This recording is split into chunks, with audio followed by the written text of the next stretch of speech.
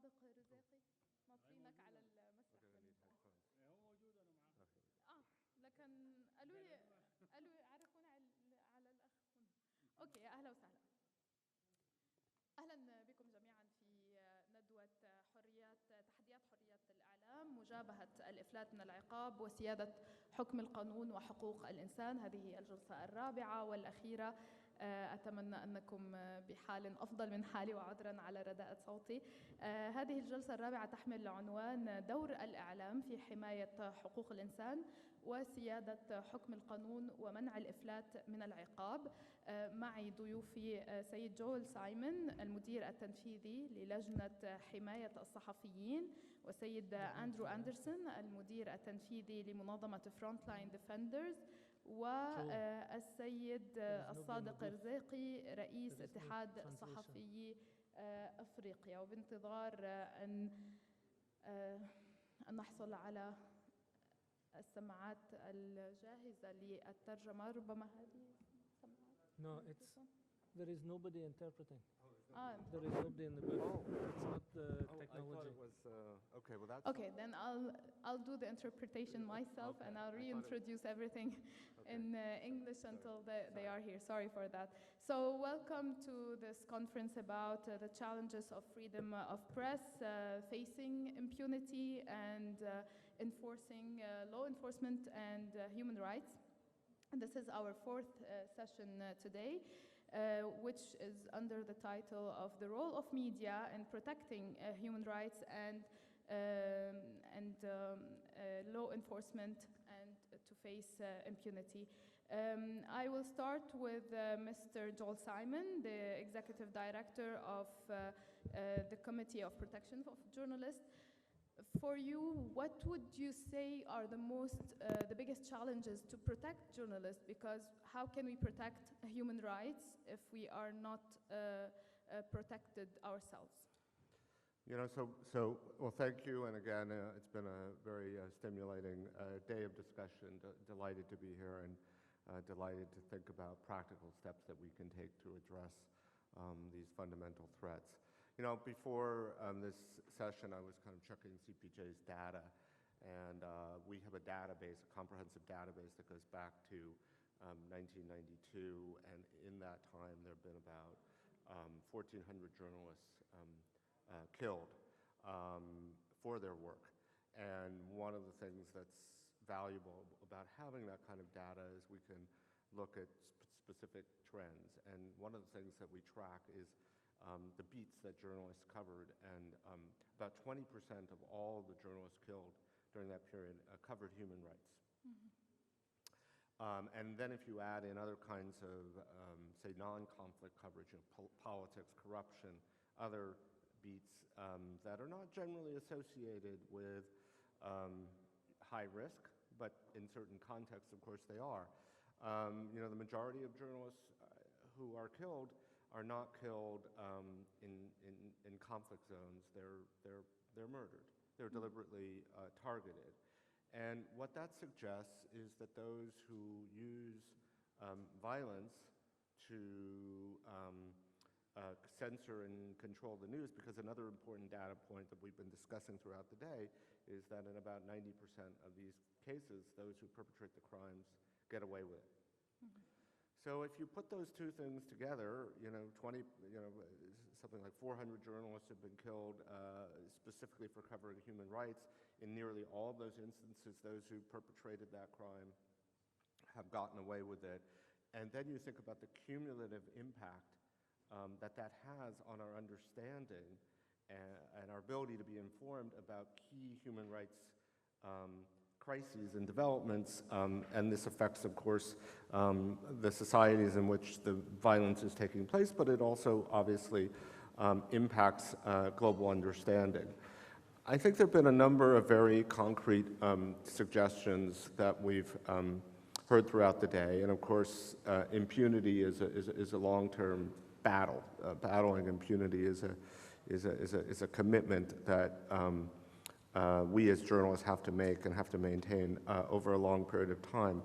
But just to talk about a couple of practical measures, I think And yes, spoke about an early warning system, and it is true that in most instances in which journalists are killed, they are threatened first. So being able to identify serious threats and step in and provide support and protection for journalists who are under threat, and providing support to help them identify and evaluate the severity of threats, that's a key thing that we can do. We have to wage a systematic campaign. We have been waging a systematic campaign against impunity. Another data point that I think is interesting, I don't want to make too much of it. I always talk about 90% of journalists' murders or journalist killings are carried out with impunity. But the numbers actually come down a little bit, very modestly. But in the last few years, it's come down from about 90% to like 87, 86%. And I don't want to make too much of that. That could be anomalous, but it's certainly interesting that it's moving in that direction. And then the third, point is, we have, and these instances are rare, so it's something we have to acknowledge. With the Daphne Caruana Galizia case, the level of international attention to that murder and the progress that we're seeing is significant. Of course, there's a long way to go, and I think that even in the Khashoggi murder, while the opportunity to achieve justice we have to recognize is limited, I think the political cost of that killing was significant. And so perhaps that sent a message to those who seek to use violence to perpetrate censorship that the cost is higher than they might realize. And as we were talking about this morning, the number of journalists killed this year and murdered is actually way down. So again, I don't want to read into that. I don't want to make any conclusions yet, but I think the broader point I'm trying to make is that the situation is extraordinarily difficult. We've spent the day focusing on the challenges, but we have to acknowledge some modest bright spots and recognize that it's possible to make progress, and we have to continue to believe in that progress and to commit ourselves to it. Let me do the briefing a little bit in Arabic of Okay. what you just said. إذا السيد جول سايمون المدير التنفيذي للجنة حماية الصحفيين تحدث عن أنه في العقد الأخير هناك 1400 صحفي وقتلوا عمدا. جزء كبير منهم لم يلقى حتفه في مناطق نزاعات وصراعات، بل لقى حتفه بالقتل المتعمد، سواء لعملهم في مجال حقوق الإنسان أو لكشف قضايا الفساد أو لمتابعة أنشطة عصابات إجرامية. 20% من هؤلاء الصحفيين كانوا يغطون مسائل مرتبطة بحقوق الإنسان، و90%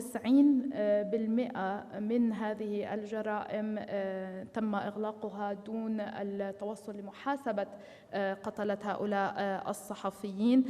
فالمعركة إذن لمواجهة الإفلات من العقاب في حالة الصحفيين معركة طويلة. تحدث عن أن هناك استراتيجية للبدء بمعالجة التحذيرات، لأن أغلب جرائم الصحفيين بدأت بالتهديد، بوصول تهديدات لهؤلاء الصحفيين.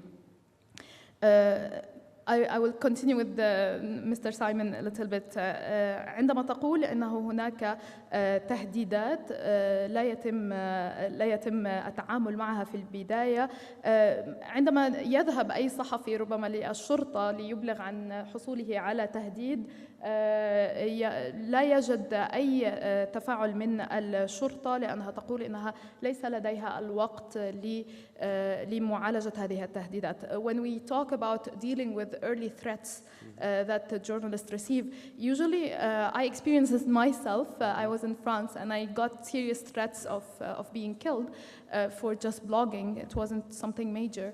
And when I went to the police to report it, because anyone could pick me up at the metro station, it's as easy as that, the police answer was like, we don't have the time to actually do anything about it, but we'll keep it in our files. If you get killed, we know, we know where to look for. So to whom actually journalists can turn to actually take these threats seriously? Yeah, well, look, you're talking about France, where you can at least go to the police and you would consider going to the police. But of course, in many countries around the world where journalists get threats, they're probably being threatened by the police. So they don't even have that opportunity. When we talk about the response is specific to each country and each environment. But in many parts of the world, the law enforcement is not a reasonable, there is no opportunity. You can't really turn to law enforcement to protect you. So let me, give an example just because it's something I know well and we've worked over many years. Mexico.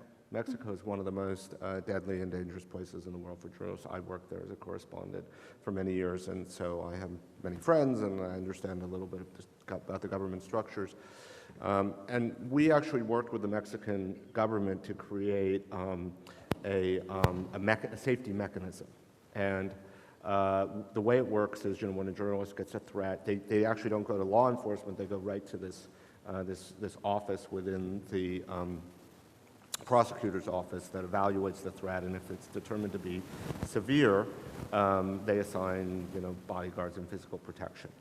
And this has worked okay. Right? I mean, some journalists have enough confidence in the authorities that they avail themselves, but others say, there's no way, I believe that these people are probably linked to the criminals who are threatening me, so I'm not going to inform them, and I certainly don't expect them to protect me. And in those instances, it's often organizations like ours that step in. We evaluate the threats. If we believe they're credible, maybe we relocate people. Maybe we provide support. That's really the best we can do in those circumstances, is try and get them to someplace that's safer. Sometimes media attention can help mitigate the risk.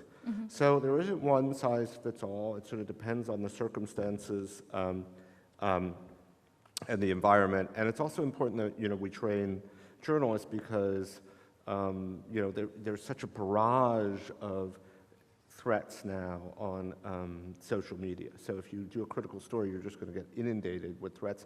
If you're a woman, those threats are going to be particularly severe, and they're going to be sexualized. So then the question becomes, how do you evaluate what's a serious threat, and do you normalize that? There's a real risk in people going, well, you do a critical story, you get these threats, I just ignore them. Well, you can't entirely ignore them because there may be within that onslaught of hate some serious threats to your physical safety. Mr. Andrew Anderson, the Executive Director of Frontline Defenders, how can we protect people on the front line to actually be able to protect freedom of press? Well, it's challenging, is the short answer. I agree much of what Joel has already said. I thought I would also give an example. So there is a journalist in Colombia called Claudia Duque. She has been campaigning for almost exactly 20 years about the murder of one of our colleagues, a journalist called Jaime Garzón. We've had a long engagement with her about our security. We have twice helped her to relocate outside the country because of death threats against her and also against her daughter. We've contributed to security measures for her home. She also had some protection from the Colombian state protection mechanism, although at some point she discovered that the bodyguard that had been assigned to her was also providing information to the Colombian security who were making the threats against her and against her daughter. But the good part of the story is, A, she's alive, and B, the Colombian security agents who killed Jaime Garzón have been brought to justice and sentenced to jail, and the security agents who threatened her have been found guilty and brought to jail. Now, sadly, it's not a common story. The statistics on impunity are pretty terrible, as Joel said. But I think it shows that when one is careful and putting in place as many measures as possible to try and support somebody who's at threat, and when that person has the courage and resilience to continue with the work they're doing to try and bring people to justice for the murder of a journalist, then you can see progress. But, you know, from the side of frontline defenders, we provide training in risk assessment. We do training in digital security, everything to do with how you communicate safely, how you store information safely, how you get information out of the country. And we provide security grants for reinforced steel doors in people's homes or offices, CCTV, bars on windows, medical fees, legal fees, anything that will contribute to the security and protection of people who are at risk. But no matter how much you try to put in place to protect people, if the bad guys want to get you and have enough resources to go after you, then you might have to find a place that is safe outside the country. And the real key is addressing impunity. الصادق رزيقي رئيس اتحاد صحفي أفريقيا، هل من الممكن أن نستمر باللغة الإنجليزية لأنه لا يوجد ترجمة؟ There's no translation. Can we go on in English? Or you? Ladies and gentlemen, to be more clear, I would like to speak in Arabic. Okay.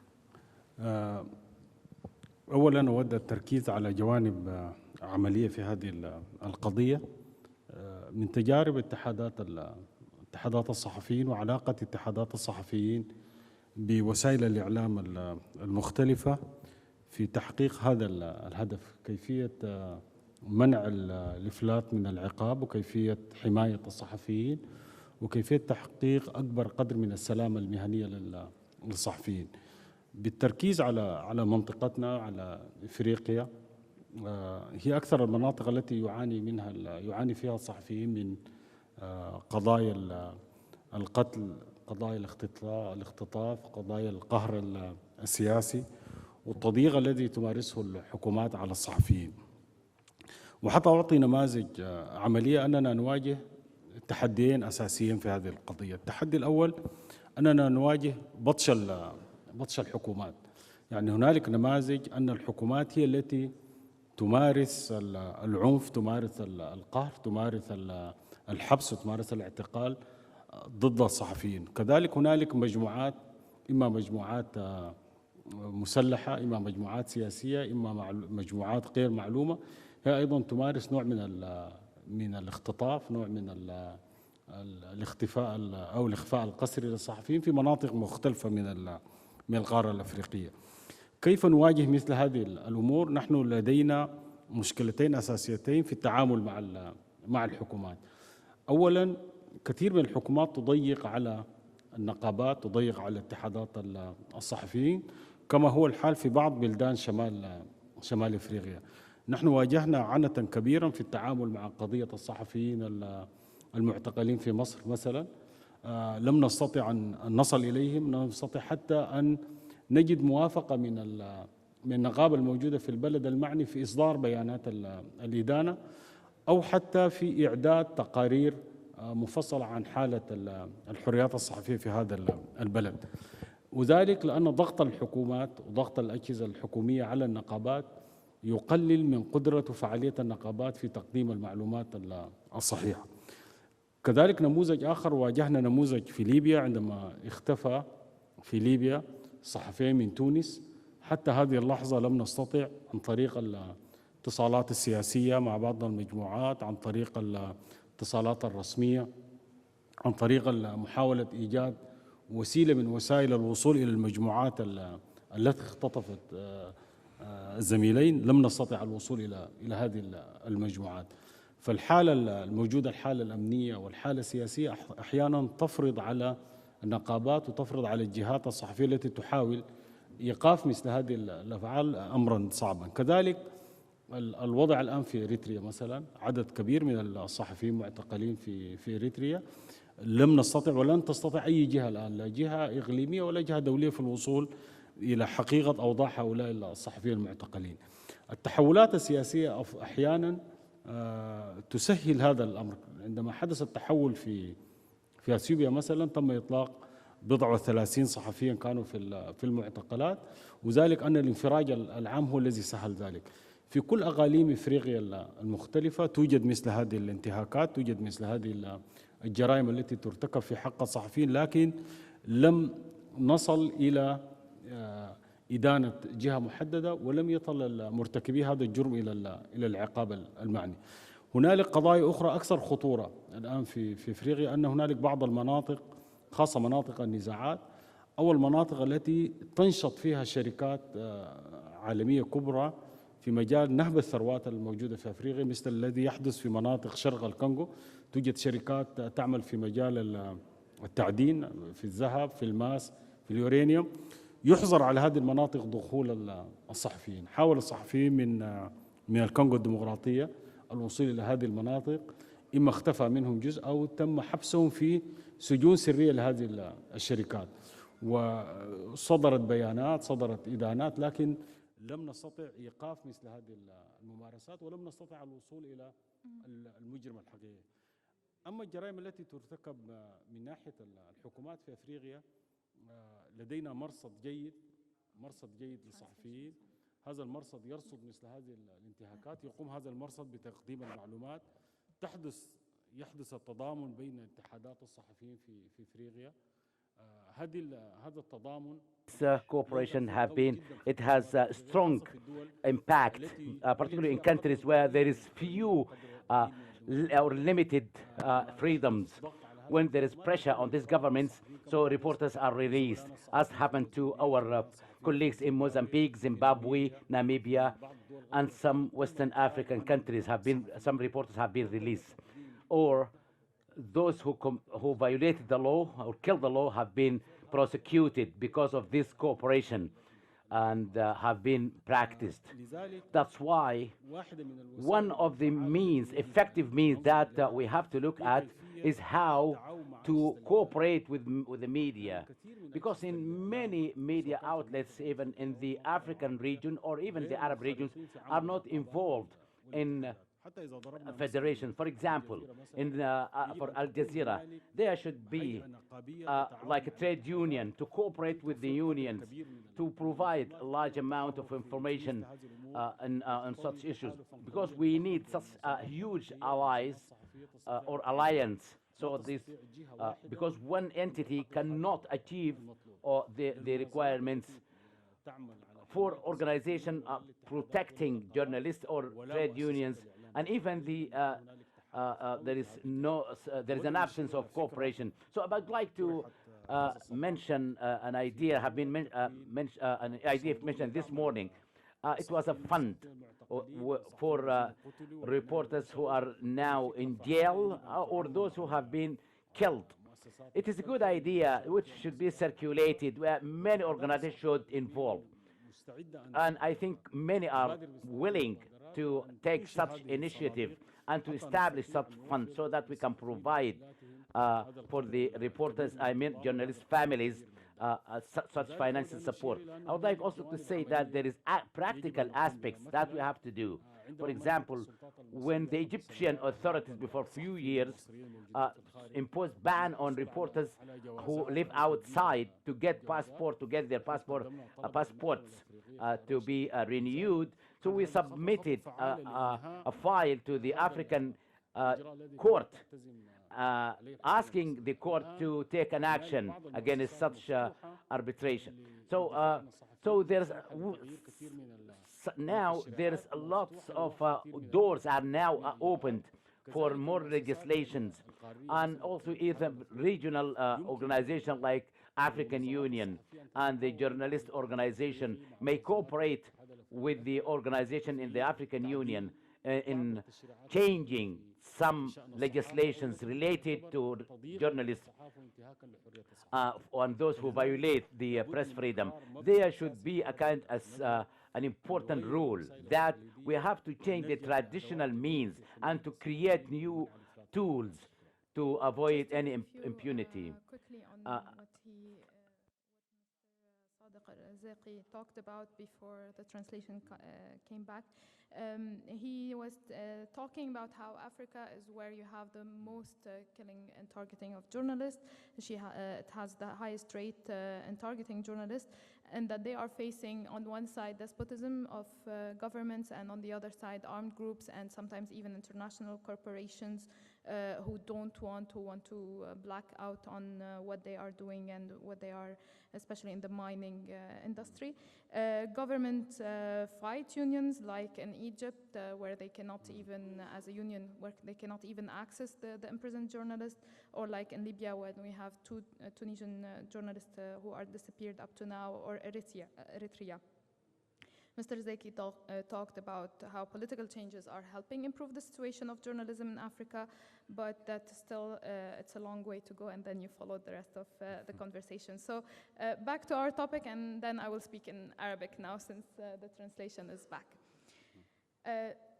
السيد جول سايمون تحدث عن دور الإعلام أحيانا في حماية in protecting journalists. What is the role that could be played by media actually in protecting the human rights and also facing impunity from any punishment? Well, as I was نعم saying, there's a كما قلت natural هنالك alliance between journalists and human rights defenders. There are limits to that alliance because journalists have to play their independent role, and human rights defenders are often engaged in advocacy. But journalists tend to recognize that these are critical stories that in their role as journalists they need to cover, and human rights defenders recognize that their ability to engage the media, particularly around widespread human rights violations with national or international implications, is critical to their own safety. So there's a natural alliance in terms of the way in which human rights defenders and journalists engage, certainly in a healthy media environment. And there are many examples. I think Colombia is one that Andrew mentioned that we could look at. But the other, on the flip side of that, is journalists and human rights defenders often face the same kinds of risks and reprisals, which is why when safety mechanisms are created, they often include both journalists and human rights defenders, because the same dynamic is often at play. People who are documenting widespread human rights abuses face reprisal from those who are committing those abuses and the structures that are put in place to protect them, and journalists are vulnerable to those same kinds of forces. So really, I mean, I think Andrew, who's could speak more directly to this, but I think that while, as I said, journalists need to maintain their independent role, when it comes to threats and creating structures to protect journalists and human rights defenders, I think that there's no reason that those same structures can't work for both vulnerable groups. السيد أندرسون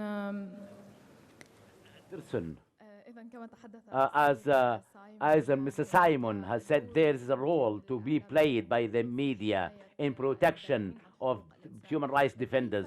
How can the media actually to protect human rights defenders? At the same time, they are using them as sources for news to carry the news. When we carry this news, we may put them at risk. How can we ensure that we can convey our message to defend human rights and also to pretend our sources and the outlets as well?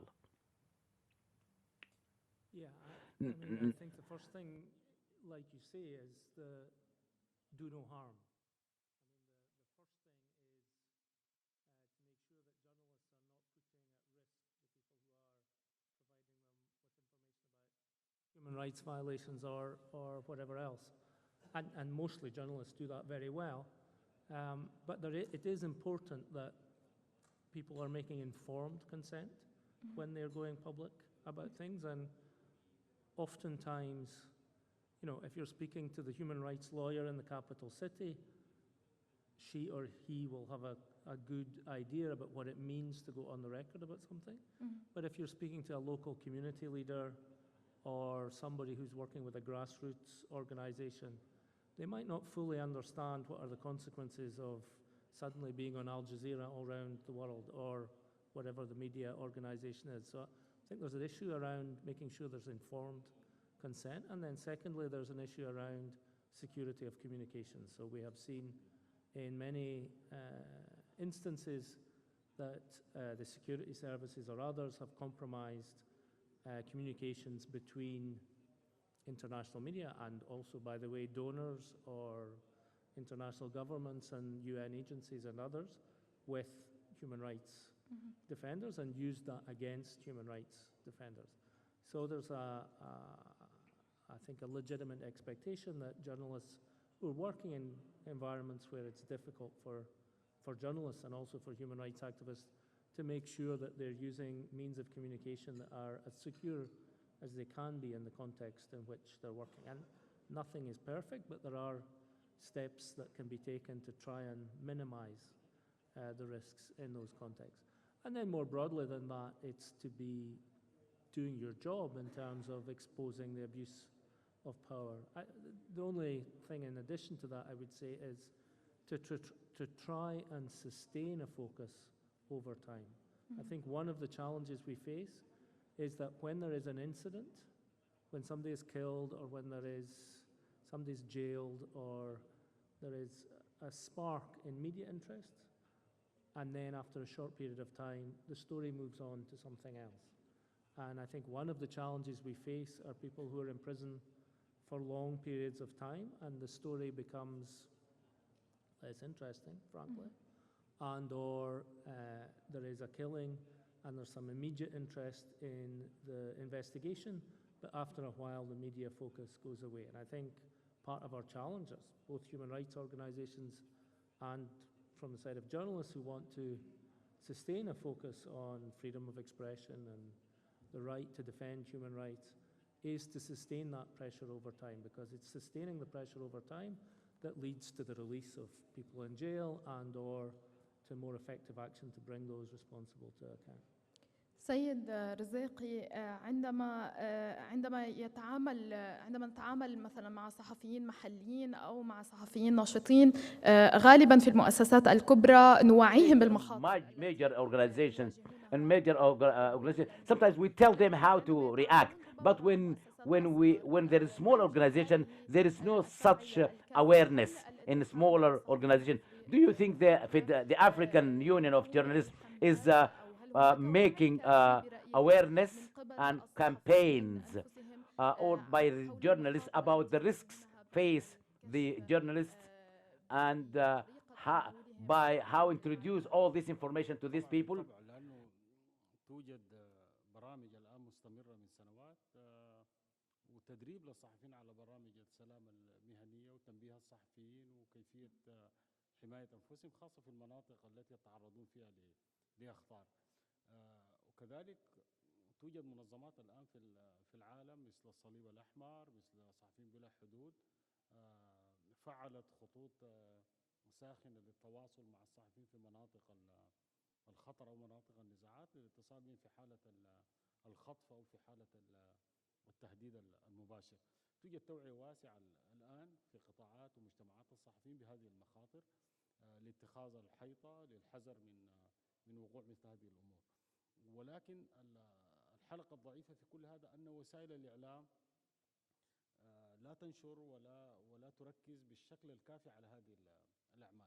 فالمطلوب الآن من كل وسائل الإعلام أن تنشط في نشر التقارير التي تعد وفي التركيز على الحالات التي تحدث، لأن في هذا هو الدعم للصحفيين وتأكيد على أن قضية I think those who are being killed and there is an absence of law, the media is supporting the importance of these principles.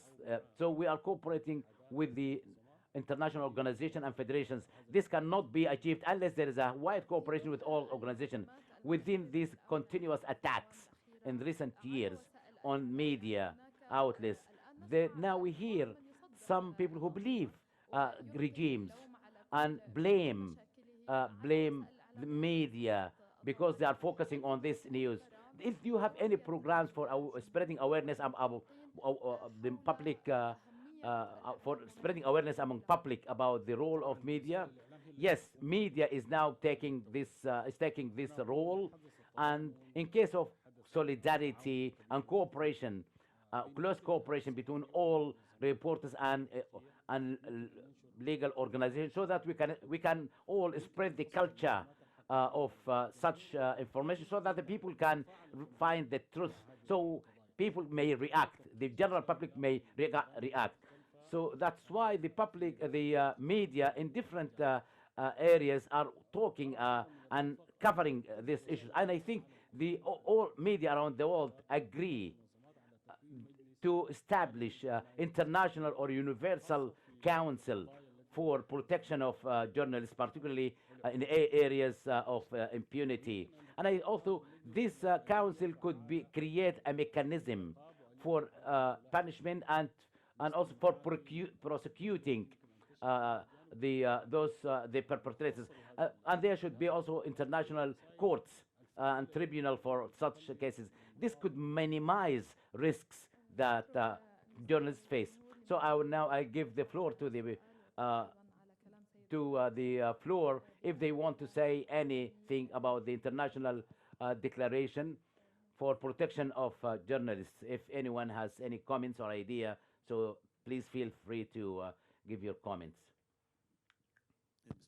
In the name of Allah, this is I am a reporter, a journalist. As Zeki mentioned in his report, the major threat comes from institutional organizations, from governmental institutes like judiciary, police, law enforcement departments. And this is create a very threatening problem and endanger the life of the journalist and journalism as a mission. Is there any international legal instrument to define this, at least from the perspective of the international community, like the organizations, the United Nations? Is there any law that can define the government? Because this is a major threat that endanger the press freedom. Thank you very much. To whom is your question directed? Pardon? لمن سؤالك? For the panel, because this is a general issue. Okay. Who would like to answer? Yes. Well, I think there are a number of international treaties that speak in one way or another about the rights to freedom of expression, freedom of association, the right to work as a journalist. The sad truth is that they are beautiful words in declarations, but not a lot of implementation. And that's part of the challenge that we face in the world. I think it's very good to have an attempt to bring the declaration to the UN. I think it's very important to try and do what Agnes Calamar was talking about this morning in terms of having some investigative mechanism at the side of the UN to try and address threats against journalists and other human rights defenders. I think it's important to have reporting and attempts at accountability through things like the Universal Periodic Review at the United Nations, where governments can ask questions and make recommendations about the extent to which other governments are living up to their obligation under the International Covenant on Civil and Political Rights, for example, or the Convention Against Torture. But the global context is one in which fewer governments are living up to those standards, and fewer governments are even ashamed that they are not living up to those standards. We see more governments who directly attack the very idea of international accountability for human rights. We see a pushback in the UN Human Rights Council against holding people to account for human rights violations. And we need to be more vigorous in how we respond to that. We need more media coverage of the scandal of some of the things that governments are saying within the context of the UN. I mean, the fact that Saudi Arabia is on the Human Rights Council at the moment is beyond belief. And that needs more, there are a lot of boring meetings in Geneva. And I understand that a lot of what happens there is not so newsworthy. But we need to expose and make more accountable, at least in the public sphere, some of what governments are doing in the name of their citizens in that fora. And we've seen a couple of examples. We've seen South Africa recently change its position at the UN because of public outcry that it didn't support a resolution on civil society space. But it happens very, very rarely that the media covers what the governments are doing in those kind of fora, and unfortunately that makes it more difficult to stand firm in support of what limited international mechanisms we have. I mean, the international legal regimen is a hodgepodge. There's no single framework that allows people to hold accountable governments for violations of their international legal commitments, and journalists who are victims of human rights violations have, they do have some options in terms of pursuing international justice, but they're limited and not terribly effective. I mean, we talked about the European Court. There's the Organization of American States and the Inter-American Commission on Human Rights, which has had some notable rulings in defense of press freedom. But I think Andrew's right that what's missing from these legal frameworks is, for the most part, with some modest exceptions, is any sort of enforcement mechanism. So the enforcement mechanism is really public pressure, and these instruments are, as Andrew was saying, they work very slowly, and they're not very exciting, and so they don't generate a lot of attention, and therefore there isn't a lot of pressure. And overcoming that obstacle is difficult because it's somewhat structural. As Andrew was saying, human rights violations tend to be perpetrated over an extended period of time. And the news is the news. The news is what's new. And so there's a dynamic that can be hard to overcome. And this is the tension sometimes between those engaged in human rights defense and those covering the news. But I agree with Andrew that this is in order to make the international mechanisms more functional, and in order to provide greater protection for human rights defenders, we have to figure out a way to overcome those structural impediments and make those ongoing, make stories about ongoing violations of human rights more newsworthy. And maybe that's why we saw better reaction to the Khashoggi murder, because there was a lot of media pressure. That was exactly what happened, and it's an example of, see, there were 50 odd journalists murdered in the same year as Jamal Khashoggi, but that his murder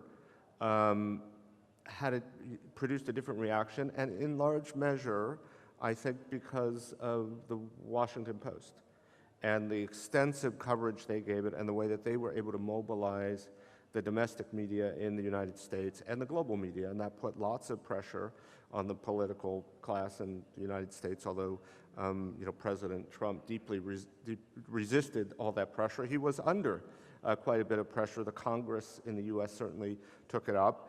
We engaged with, we used that pressure, the public pressure, to engage the United Nations.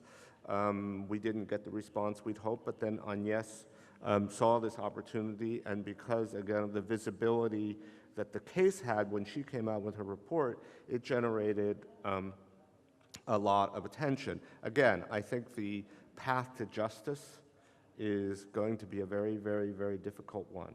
But in terms of ensuring that Saudi Arabia paid a political cost for its role in the killing, I think that the media and these international legal institutions, sort of the way that they fed off each other, while imperfect, did apply significant pressure. But in a way, it's unjust also for other journalists who got killed. Like, how can we create the same kind of pressure? You can't. I mean, and you know, the way, I mean, I think it's, you know, we who are in the media know that personalizing and humanizing stories engages the public. And it is true, there's a certain, there's an element of it that's unfair. But, you know, we have to develop narratives and stories that move people and that connect with them, and hopefully the response to the Khashoggi killing and the other high-profile murders, Daphne Caruana Galizia, we've talked about, you know, these are sort of emblematic cases, apply pressure and support the quest for justice in these other cases as well. ونأمل أنها على الأقل تغرس فكرة أن الإفلات من عقاب قتلة الصحفيين لن will not be easy after that. The question to Mr. Adil Albaz from Al-Ahdas Daily newspaper in Sudan, from Sudan Daily newspaper. When we speak about impunity, and we see some lobbies and governments can escape away from any punishment, but I think there is a third party that can play that are now violating the law and violating human rights, what we call it lobby of corruption, because corruption lobbies are working in a soft way, so people cannot speak about them. It's not covered in the media. For example, we in Sudan, we are covering stories about corruption in telecommunication sector in Sudan, and we have many companies involved in corruption in Sudan. We faced some corrupt people. At that time we found out there is a strong relations under the table between partners within these companies and the governments, and corruption spread across the governments. You see lots of groups and lines, and having business has nothing to do with communication. So you sometimes you are working on just like mines, land mines. So because there is strong connection even between media and communication companies, so journalists are working on these mines. These groups are now able to escape away from any prosecution. They are violating human rights without being known. And I think because the lobby of corruption should be under the light. When we speak about press freedom, this is one of the challenges that we face. People who are violating the rule of law and always are away of any punishment. Thank you. In the name of Allah. Balqis, I'm a legal expert. It is obvious that people now are speaking about media as the fourth authority, and media is strong and powerful. But I think now media is now even more stronger than the other authorities. Media is creating public opinion. Despite this fact, I feel that media is not protecting itself. You as media people, maybe you are protecting or discussing issues, except your own case in details. You should create public opinion, maintaining pressure on and also making awareness so that people can create change in laws. So laws to protect media people and journalists. I will pick up سأنطلق من كلام السيدة لأطرح هذا السؤال. نحن في وسائل الإعلام This question, we in the media, we don't like to speak about selves. وبالتالي انطلاقا مما قالته كيف يمكن So my question, how can we exercise this authority, and how can we be just like monitoring the human rights, while we are not even cannot highlight our own affairs and our own issues?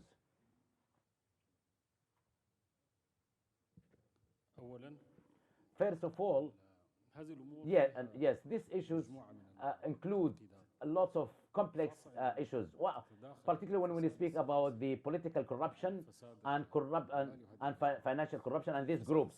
In the political corruption, always there is groups benefiting from the authority regimes or using regimes to enact laws to protect themselves and to protect these groups. That's why intervention of media in these files is crucial and create a lot of risks and problems to journalists. But when there is a unity between reporters and the and journalistic will to face this corruption, we may create something. When there is a solidarity of many groups with legal people, then we can do things. But we are facing risks and it is complexity. In our countries, there is political alliance with corrupted people, corrupt people and business people. These groups are facing reporters everywhere. We have many examples in recent years, and there is political corruption, and even people now, they are in parliament and even appointing people in the government. So you have such alliance between some political elites. They are creating this reality. And I think that we in our community as journalists, we have some advertisements. The international, we have the International Journalist Council. We have these announcements, and even this code of ethics should be activated. Even we reached the United Nations, we gave our voice to others, and the United Nations now know about everything. So this principle should be applied on reality by effective means so that we can face those who are attacking journalists. Sir, you can respond. I just want to go back to a point that Osama made earlier today. And Osama, I thought you were going to be on this panel, so I'm sorry I have to channel your excellent point that you made earlier. But, you know, I think that to the extent that the defense of press freedom is seen as some sort of special pleading on behalf of this professional class of journalists, we won't be successful. We have to be perceived as serving the interests of the public, and we have to find a way to communicate to the public that our rights we're just exercising the fundamental right to freedom of expression that is guaranteed to all people, and that we serve the public. And that could be a difficult message to communicate in this environment because there were powerful forces, populist leaders around the world, including in the United States, that are seeking to undermine that relationship. And there are forces within the media environment itself that are highly destructive and make it more difficult to build those relationships. And to the extent that the public loses confidence in the media, and there's always been, you know, I think Dorothy was talking earlier about how local media in many places still has the support of the community it serves, but national media in many places is losing public trust. So we have to, that fight is part of the press freedom battle. We have to engage the public, and we have to convince the public that the media serves the public interest collectively, not each individual journalist, not each media outlet, but that collectively the public has a stake in this battle. And if we don't succeed in doing that, then our ability to defend our own rights will be compromised.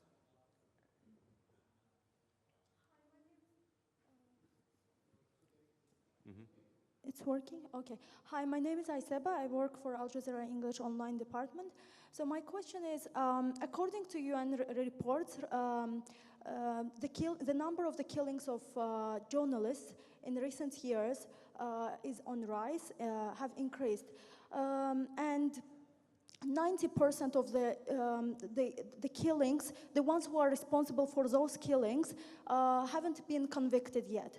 So my question is, what does it say to you? Like, does it mean that international organizations are not considered by some countries or many countries seriously, or is this like what is the reason behind this? Or do they have, I mean, they don't have any effective tools to decrease this number? Because why the number is increasing, not decreasing? And well, I mean, I think that it's actually not increasing. I mean, if you look at the data, as I've been pointing out, and we don't understand this, and I don't want to get ahead of myself here, but the number of journalists killed, while unacceptably high, has declined for the last several years. Impunity, while unacceptably high, is modestly down. So I think that, you know, again, I don't want to read into that. Those could be anomalous. That could be anomalous. But nevertheless, I think it's certainly better that there are fewer journalists being killed than more. But the broader point about impunity is, you know, impunity is structural. I mean, the reason that these crimes are perpetrated is because they are generally take place in societies where there's broad impunity for all crimes, and there is no effective rule of law. And those who and criminal organizations or militant organizations operate with some form of government protection, and so they can use violence effectively to censor information that they find inconvenient. And battling that is an epic struggle. I mean, we heard from Agnes about some of the strategies that are being employed, and her vision of creating a decade of accountability. But these are powerful. I mean, we've talked about the strategies. I don't want to repeat myself, but I think we have to recognize that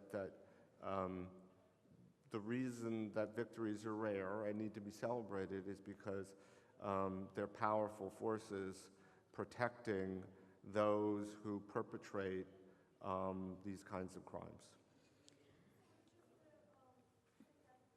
Between 2014 and 2018, the number of the journalists killed increased by 18%.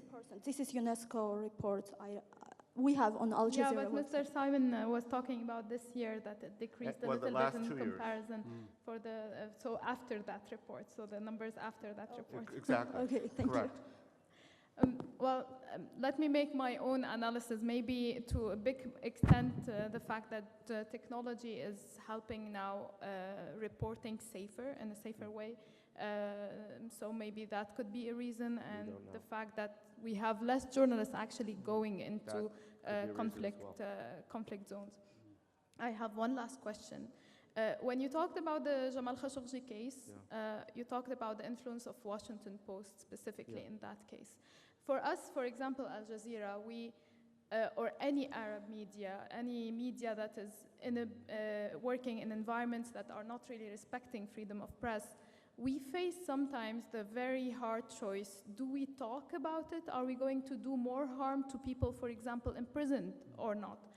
I'm sure that sometimes many media outlets, local media outlets, prefer not to talk about a journalist imprisoned because they are fearing that these kind of regimes actually go further in not releasing those journalists if we talk about it more. So we sometimes have to take this decision in this part of the world of not talking about it to protect actually journalists. How can we engage more the media where public opinion matters more? Well, it's always a painful decision for journalists since we're in the business of reporting the news when we decide to withhold information. Sometimes that that happens in order to protect someone's life, but that's not the natural impulse that journalists have. I mean, each circumstance is different. The thing about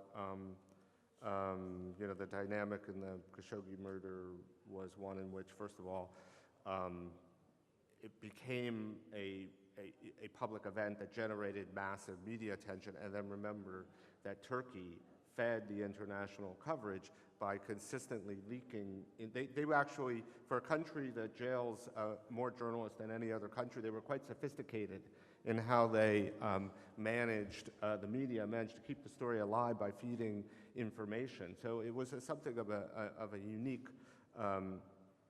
dynamic. But again, there's no formula. This is sort of what I do every day, is try and figure out how to engage the international media in reporting and covering these kinds of stories, because I believe, as I said earlier this morning, that it is critical to achieving, to protecting journalists and achieving justice, is to engage powerful global media organizations in this cause, and it's a two-way street.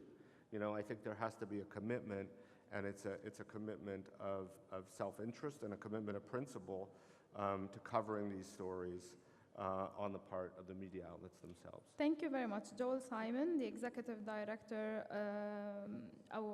شكرا جزيلا. جوel سايمون المدير التنفيذي للجنة حماية الصحفيين، أندرو أندرسون المدير التنفيذي لمنظمة فرونتلاين ديفندرز، والصادق رزاقي رئيس اتحاد صحفي أفريقيا. وعذرا هذا ما يحدث عندما نتحدث أكثر من لغة. شكرا لكم جميعا على هذا الحضور، وأترك الآن المنصة للدكتور مصطفى سواق المدير العام لشبكة الجزيرة العالمية للملاحظات الختامية. شكرا لكم.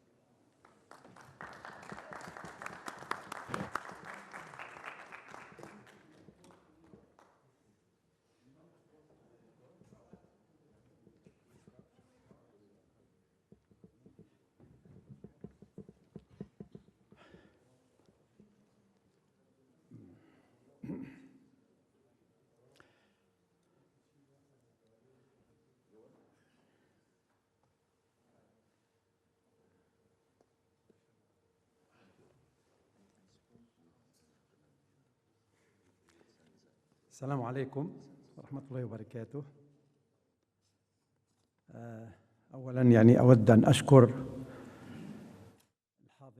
the audience who showed patience until the end of this forum, and I was hoping that to have a large number in the closing session, to be a larger number, more than those who attend the opening ceremony, because we are at the end of this forum. We are trying to think about the fruit that we grape at the end of the discussion. This is wonderful discussion happened during this forum, but this is the nature of everything in such circumstances. Please allow me to speak just like in chaotic, because it's not prepared very well to write. But I was writing, and I was writing while my colleagues were speaking, and that's why I wrote some notes, and I was planning to propose something. That's why I wrote some notes. The first case that I would like to put or to propose here is this forum should come out with a statement, because what we have discussed and the issues that we have tackled and issues that have been explained, and the ideas explained and highlighted, and the recommendations. I think we need a statement or communique to be framed and to be sent to the participants, particularly those who participated, by their words and speech, to review it, then to ensure that the content is in compliance with their ideas, then to be published under the name of this forum. This is my first proposal or suggestion, because I didn't notice that there is any reference to a statement to be released. As for the issues that have been discussed today,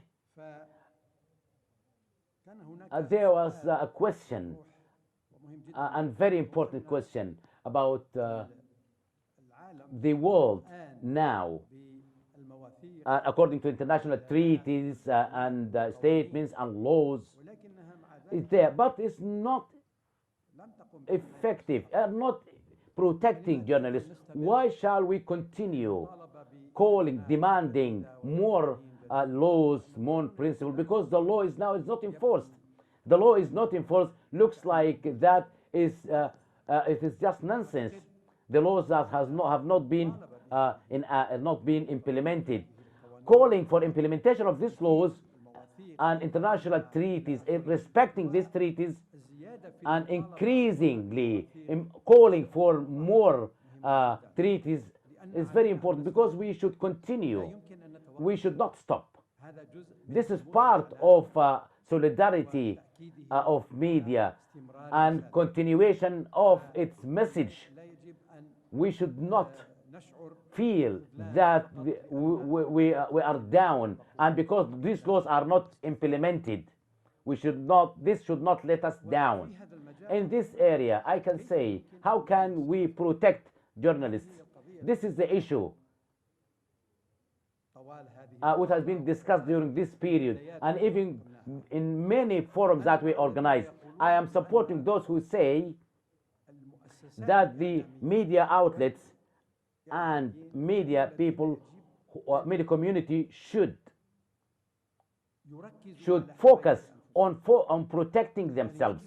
They should find mechanisms for, at least for enhancing means of protection, or to minimize the aggression against them. And I personally asked, and even my colleagues asked to create a kind of participation between media organizations in cooperation with organizations, supportive organizations supporting human rights, to make just like some work, so that we can put governments and authorities attacking journalists, to put them on the map, and to show how harm they are causing and the risks that they are doing. And in some cases, this means could be very effective. For example, when Egypt, and still so far, is now putting in its prisons, they put more than 60,000 journalists. I proposed that to my colleagues who went to participate in Europe and African Union, to propose to all our media colleagues, the professional, independent journalists, to propose that they should boycott the speech of Abdel Fattah al-Sisi, the president of Egypt. They should go out, or at least to ignore him, not to talk about him, as if he is not there. I proposed the same thing when al-Sisi went to the United Nations to address the General Assembly. And I said journalists should symbolic move. It is not a big deal, but it is very dangerous. It is symbolic. No one agreed, as far as I know, from some our reporters and colleagues who went there. They said the media work we should cover we should cover, we should cover. They used to say this. And I think it is true that the media should cover. This is the role of media, is to cover. But in some cases, they have to protect themselves. One of the means is to do that. I think it is a valid means. We should find a way to cooperate with the media organizations to implement some of these suggestions. The second issue that could help, which has been referred by my colleagues in their suggestion, we should not forget the victims of media. In many cases, we forget our after few months, few weeks, we forget our colleagues who passed away. We should not forget them. As has been said here, we have to create their stories and continuously create. Every organization should always speak about the media freedom and the issue of violations of violating human rights, violating press freedom, killing of journalists, at least once a week, once a month, once every 3 months, to write one story to highlight this issue frequently. A report also to be published in an important time on TV or on digital media, so that this issue to be live, so that to have on the international level every day to have such live story to remind people about the aggression against journalists. And within this framework, I think we should write such stories and focus on these stories in a way that could create sympathy, and then we may create a public opinion, as have been recently said in the recent session, empathy and public opinion, so that to be more pressure on the authorities, the arbitrary authorities, and even on organizations collaborating in creating such terrorism against reporters and journalists. There is a reference. It was once said that because of the failure of what we say, investigation in terms of murder of reporters, because of the inefficiency of policemen. This is what have been said. Sometimes, yes, it is true, inefficiency of report, but very limited cases. But in most cases, when we speak about police, at least in the Arab world, police in the Arab world, when we speak about the security, they are the killers. The killers will not investigate themselves. They knew who killed, who planned, and who committed the murder. How can we rely on them in investigation? Despite this fact, it is important. Without investigation, we cannot reach the result or know who are the perpetrators. Reference to mentioned by my colleagues here, and I think very important to refer to it, is the issue of awareness about the reporters and journalists' rights, and also the public opinion right to knowledge, and also journalists should have this role to play, and it is very important. Al Jazeera is playing this role by the support of some organizations, our partners. We are playing this role, making training, holding training programs on the rights of journalists, and I think this is very important. In this context, training of reporters is very important, and how to deal in such in conflict zones and tension, so that they can protect themselves, because this is a duty of the media organization. And within this context, dealing with training the journalists to know their rights, and also violation against reporters and reports on rights. I think Al Jazeera in this area is distinguished and playing an important role. I didn't see any other example like Al Jazeera. According to my own knowledge, I may be mistaken, but the only network that has has one center for human rights. Its duty is to highlight and to train and to spread awareness and to involve with international organizations and to prove and to prepare reports and programs to be on TV and other media platforms, on Al Jazeera, on other, and even online. I call upon media organizations to do the same thing, to make just a small section, at least to have even some people, some employees within the newsroom, and these people just to focus on the issues related to rights and freedoms, particularly the media freedom. And Al Jazeera is in the is doing this within the newsroom, but now partially successful. But later, when they established this center, it became more successful because this is a specialized center. You see on Al Jazeera TV every day, and even sometimes weekly, you see reports about what has been done about reports about press freedom and rights of journalists.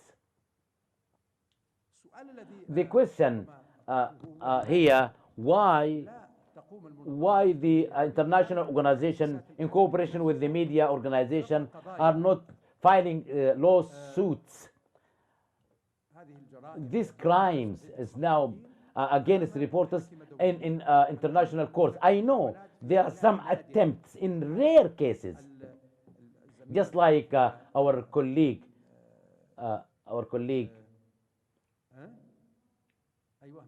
from Malta, But this is a rare case, isolated case. But I think in many courts around the world, like in the United Kingdom, France, Germany, United States, etc., not only international courts.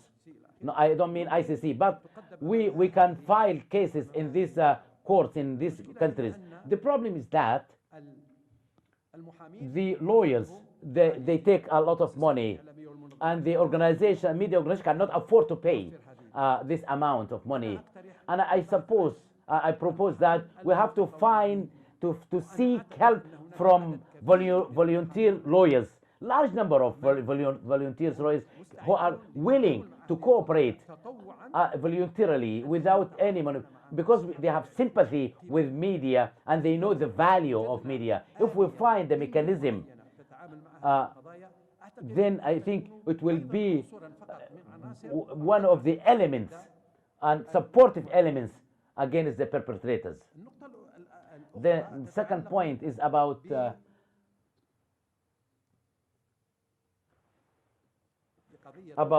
an issue that have been discussed earlier. I mentioned it earlier. Is journalism with the fair cases or against? Is media with the criminals or against? We should stress the importance that press should not be with or against any party. We as journalists, we should be with the right, with justice, and against tyranny. But while we are practicing our role, we should deliver the reality and to bring experts to speak, to comment. Maybe they will say whatever they want, but they will hold the responsibility of what they are saying. We should be neutral. Journalists should be neutral, so as not to be accused by any party. This is my viewpoint, despite the fact that I believe that this viewpoint could be shocking among the audience. How can media? Yes, media should be with the right, with justice. How can journalists be with the right while it is neutral? It should deliver the right, the reality, because when people know the reality, they will take the right decision, and at that time, this person will be with the right and justice, and could also be effective in the community. We should not be directly by the side or with or against, because this will not serve this goal. تماما هو يصبح الصحافي متهم Because later the journalist will be accused of being politicalized or has a specific belief or party. Then there will be such kind of accusation to a journalist. There is also speech about who are the killers of journalists. In many cases, we speak about killers of reporters, and sometimes we say the authorities, the governments, and sometimes we say gangs and criminal gangs. And I think many of you know, but this is just we have to distinguish clearly between crimes committed by organizations, criminal organizations. This is just ordinary crimes. It is big crimes against reporters, but it is just crimes. The gangs, like drug in Mexico, Colombia, killing reporters. It is true. Anyone who is revealing their acts. And reporters, as you know, very dangerous to these gangs. That's why they are targeting reporters. But this is because they are criminal organization. This is their job. This is their function. But the authorities, the ruling authorities, their job, their rule is to protect their citizens, including reporters. So this arbitrary organization, governments, when they are putting reporters in jail or killing reporters and journalists, should be accountable and should be punished because they are not playing their role in protecting. That's why you have to focus on this part and should not equalize between both parties. The authorities, because they have more responsibility for protecting the people. This should be very clearly, because the authorities should know that we know everything. The other part that we should be important, I have two more points. What has been mentioned by one of my colleagues, which is very important point. The reporters look at themselves and their organization as weak people, while the authorities are looking at them as powerful. That's why they are fighting them severely.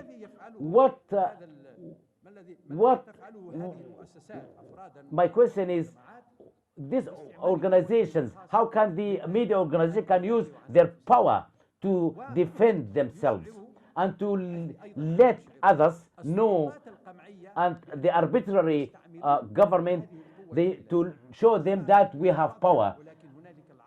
But we have tens of examples that we can, dozens of examples that we can use as journalists to resist the authorities, and we may also confine this aggression. This is a dream to eradicate crimes. We cannot say eradicate. We can say just to confine it. We can make a workshop focusing on this point, because this is a very important point, because through it we can solve many problems. One of the issues that we have discussed is, unfortunately, is rarely discussed, and in a modest way. There is a media and there is another media. There is a professional media focusing on the truth as it is, and there is a media of the government, the authority, the regime, to serve the interest of the authorities or the regimes. They just like propaganda and attacking their opponents. Can we say that the true media and the media that serve the interest of the government, can we consider them as media people? They call them as a media organization because they want to be under the umbrella of the media to justify what they are doing. But what they are doing is not media at all. It is the counter media, which is against the media. That's why we have fake news, and also distortion of the professional media, the sincere media. وهذا التشويه And this هدفه هو distortion and this issue is to minimize the role of the credible media so that the public may not believe them, which is completely against the message of the media. والجزيرة Al Jazeera is suffering from this kind of false media, where we see it in some governments. We know these governments, they have thousands of their electronic people and mercenaries to distort and to impede the efforts of the truthful media.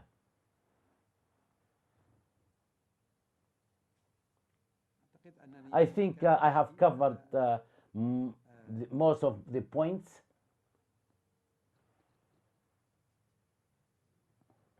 يعني أعتقد أن البقية نوقش بشكل جيد. The rest have been discussed clearly. I want just to say at the end of this session, freedom for all arrested journalists, empathy with their families,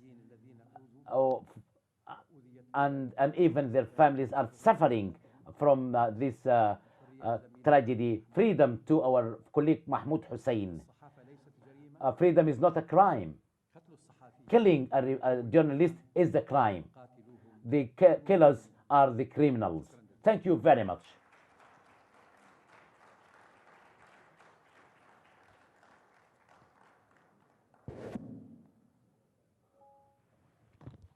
ندعوكم جميعا إلى صورة جماعية.